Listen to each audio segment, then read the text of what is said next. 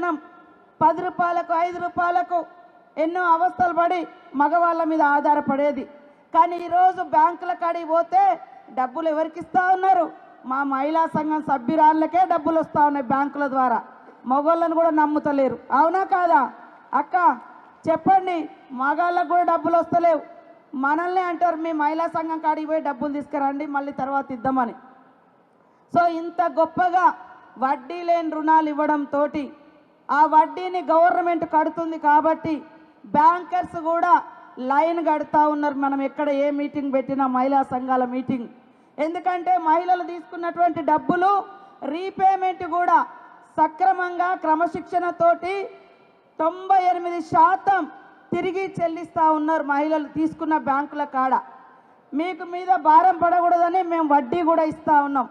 మన రేవంత్ రెడ్డి గారి ప్రభుత్వం, మన ఇందిరమ్మ ప్రభుత్వం, మన ప్రజాపాలన వచ్చిన తర్వాత మహిళలకు మా గవర్నమెంట్ రాగానే 28 గంటలలో 48 గంటలలో మహిళలకు ఉచిత ప్రయాణం పెట్టినాం.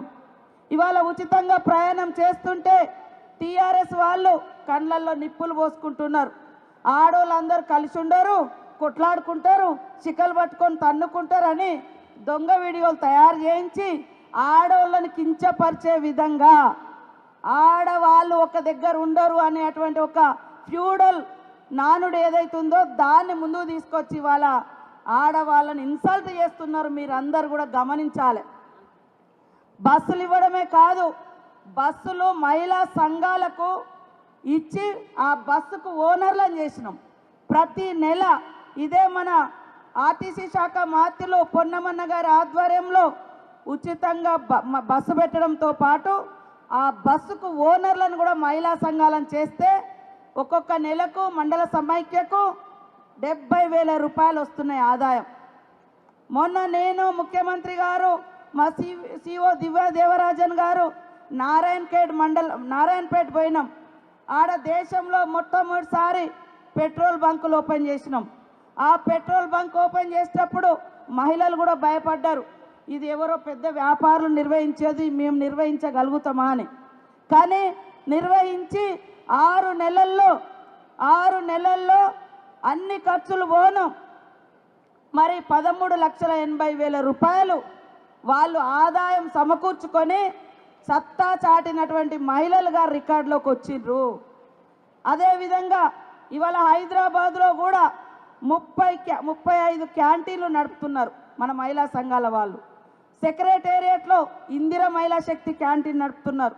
మన గవర్నమెంట్ వచ్చిన తర్వాత మహిళలకు కుట్టు మిషన్లు కానీ 63 ఫుడ్ ప్రాసెసింగ్ సెంటర్లు ఇలా అనేకం హైదరాబాద్ నగర బోర్డున కూడా ఇవ్వడం జరిగింది. మహిళలందరూ కోటీశ్వర్లు కావాలి, 1 కోటి మంది మహిళలు సంఘాలలో ఉండాలని మరి సీఎం రేవంత్ రెడ్డి గారు లక్ష్యంగా పెట్టుకొని ప్రోత్సహిస్తున్నారు. మన గవర్నమెంట్ వచ్చి రాగానే గ్రామాలలో అమ్మ ఆదర్శ పాఠశాలల పనులు మీకే ఇచ్చిర్రు. గతంలో కుట్టు మిషన్ వచ్చినటువంటి వాళ్ళు ఎవరో దళారి దగ్గర పని చేస్తే వాళ్ళు 20-30 రూపాయలు ఇచ్చేది. కానీ ఈరోజు స్కూల్ యూనిఫామ్స్ కావచ్చు, అంగన్వాడీ సెంటర్లలో ఇచ్చే యూనిఫామ్స్ కావచ్చు, మహిళా సంఘాలకే ఇస్తే ప్రతి సంవత్సరం 30 కోట్ల రూపాయలు కుట్టుగూలి కింద మహిళా సంఘాలకు ఆదాయం వస్తుంది.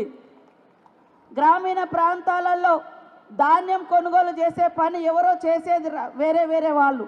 కానీ ఈరోజు మహిళా సంఘాలకు ఇస్తే ఒక్కొక్కరు కోటి అంటే ఒక్కొక్క సెంటర్లలో ఒక్కొక్క జిల్లా సమైక్యలలో మరి కోట్ల రూపాయల ఆదాయం వస్తుంది. అంటే ఇదంతా చేసేది మహిళా అభివృద్ధి కోసం. ఇవాళ బీఆర్ఎస్ నాయకులు పాపం ఉచిత బస్సు పెడితే వాళ్ళకి నచ్చుతలేదు. పేదోని ఇంట్లో కరెంటు ఉచితంగా ఇస్తున్నాం 200 యూనిట్లు, అది కూడా వాళ్ళ ఇళ్లలో చీకటైనట్టుగా ఫీల్ అవుతూ ఉన్నారు. మహిళల కన్నీళ్లు దుడవడం కోసం దేశంలో ఎక్కడ కూడా 500కు గ్యాస్ సిలిండర్ వస్తలేదు. ఈరోజు 500కే గ్యాస్ సిలిండర్ ఇచ్చినటువంటి ఘనత మన ఇందిరమ్మ ప్రభుత్వంది. అదే కాకుండా మహిళా సంఘంలో మీరుంటే ఎవరైనా యాక్సిడెంట్ అయ్యో, కరెంట్ షాక్ కొట్టో, పాము గుట్టో, తేలు గుట్టో ప్రమాదంతో చనిపోతే వాళ్ళ కుటుంబం బాధపడొద్దు, మన సంఘంలో సభ్యురాలు కాబట్టి అని ఆ కుటుంబంలో ఎవరైతే మహిళా సంఘం నుండి చనిపోయిన ఆ అక్క ఇంటికి 10 లక్షల ఇన్సూరెన్స్ ఇస్తా ఉన్నాము. మన సభ్యురాలు మన మహిళా సంఘం సభ్యురాలని 10 లక్షలు ఇస్తా ఉన్నాం. పోయిన సంవత్సరం మన గవర్నమెంట్ వచ్చిన తర్వాత లెక్క చేసినాం 2024 నుంచి 25 వరకు లెక్క చేస్తే మరి 410 మంది చనిపోతే 400 కోట్ల రూపాయలకు 40 కోట్లకు పైగా మనం వాళ్ళ ఇళ్లకు ఇన్సూరెన్స్ డబ్బులు ఇచ్చినాం. గతంలో మీరు లోన్ తీసుకొని ఏమైనా చనిపోయి ఉంటే వాళ్ళకు కూడా ఏమీ లేదు, సాధారణ జ్వరంతోటో లేదా వేరే కారణాలతో చనిపోతే ఆమె లోన్ తీసుకొని చనిపోయింది. మరి వాళ్ళే కుటుంబంలో బాధతో ఉంటారు. అలాంటి అక్క ఇంటిని బాధ పెట్టొద్దని మన తమ్ముళ్ళుగా మన అన్నలుగా సీఎం గారు డిప్యూటీ సీఎం గారు ఆలోచించి 2 లక్షల లోన్ బీమా కూడా పెట్టడం జరిగింది. 2 లక్షల లోన్ బీమాలో ఈ 1 ఇయర్లో 5,474 మంది మహిళలు 67 లక్షల మందిలో చనిపోవడం జరిగింది. లెక్క తీసినాం. గతంలో కూడా ఎంతోమంది చనిపోయారు కానీ ఏమి ఇయ్యలే. కానీ ఈరోజు లోన్ బీమా కింద వాళ్ళ లోను 2 లక్షల వరకు మాఫీ చేస్తూ ఉన్నాం. మహిళలందరూ ఐక్యంగా ఉండాలని వాళ్ళ ఐక్యతను చాటుతూ ఆర్థికంగా బాగుండాలని మన ప్రభుత్వం కోరుకుంటా ఉంది. కానీ బయటి వాళ్ళు మనం ఏం చేయడం లేదని పాపం వాళ్ళ పదవులు ఊడిపోయినాయి, బీఆర్ఎస్ వాళ్ళ పదవులు పోయినాయి. వాళ్ళు ఎంత దుర్మార్గం చేసిరంటే వైఎస్ఆర్ గారి గవర్నమెంట్లో మా మహిళలందరూ రూపాయి కూడబెట్టి మరి జమ చేసుకున్నటువంటి అభయహస్తం డబ్బులు 1800 కోట్ల రూపాయలను కూడా బీఆర్ఎస్ నాయకులు కేసీఆర్ గారి పాలనలో తినేసిరు, మింగేసిరు, మహిళలకు ఇవ్వలే. పావుల వడ్డీ అని చెప్పి ఆ వడ్డీ డబ్బులు కూడా 4 ఏళ్ళు మనం వచ్చేటప్పటికి 4 ఏళ్ళ వరకు కూడా రూపాయి ఇయ్యలేవు. 3,500 కోట్ల రూపాయలు ఎగ్గొట్టి ఇవాళ కొన్ని మహిళా సంఘాలు డిఫాల్ట్ అవ్వడానికి డిఫాల్టర్గా ఉండడానికి వాళ్ళు చేసినటువంటి ద్రోహం